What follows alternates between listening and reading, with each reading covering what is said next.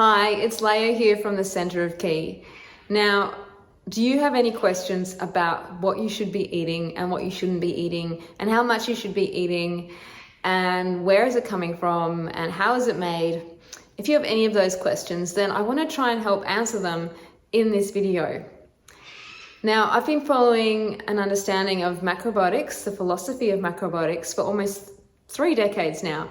And macrobiotics is founded on the understanding of the principles of yin and yang, of the evolution of the universe and energy systems within the body and how our energy relates to the energy around us and in the cosmos. Now, what does this have to do with eating? Very good question. This has a lot to do with eating because ultimately we are energy.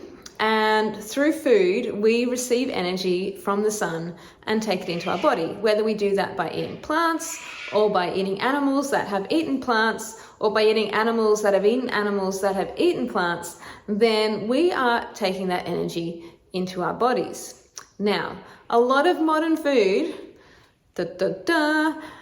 is highly processed. And what this food is generally called is ultra processed food. And what that means is that this food has been taken from its natural source, chemically modified, altered, extracted, bleached, deodorized, and what have you, and then used to create other foods. And so if you go into the supermarket and you're reading a label and you see a list of ingredients and there's ingredients on there that you're not quite sure what they are, things like hydrogenated vegetable oils or high fructose corn syrup, things you wouldn't find in your pantry at home, then that is a sign that it is an ultra processed food.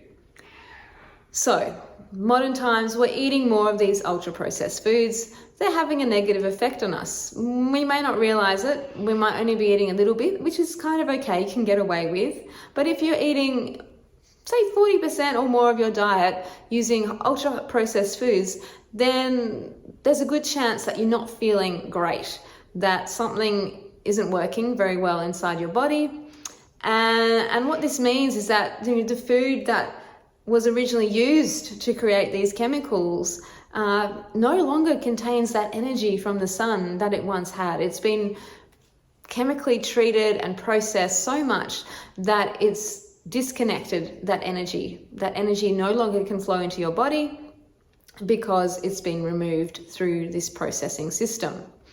So what I would like to share with you is that to eat well, to feel good, is to eat as much naturally occurring food as possible, to process it yourself in your kitchen at home. And food processing is okay. Food processing has been around for millennia.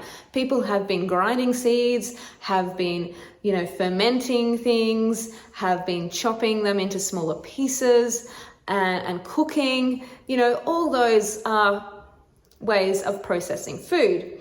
But they're done in accordance with our evolution. We've evolved to eat cooked food. We've evolved to grind things up and eat them and make them into different things. But it's when these processes become so mechanized, so highly processed, so chemically processed, that it's really taking whatever we're eating as far away from that natural product as it was originally grown to become into something completely different.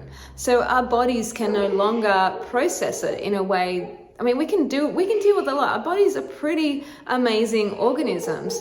We can eat bad food for a long period of time and survive, but we just won't feel so great. So it's important to realize that, we are evolutionarily designed to eat a certain way. And inherently, we know this. We have this inherent wisdom. We just tend to shut it out. We forget about it. We don't realize it. We don't know that when we eat a certain thing, it makes us feel unwell. And maybe some of us are hypersensitive, and that is the case, and that's your body telling you something. But we have a high tolerance level as well in certain respects. So what I'm trying to say is that it's like, our bodies are on this primitive operating system, and the new software, the UPF, isn't compatible with that operating system. So there's going to be issues that arise as a result. So I hope this makes a bit of sense to you. If you have any questions about wanting to learn how to eat better, wanting to learn what is good and what you should avoid, then please leave a comment below. I would love some juicy questions to answer. So until next time, stay well.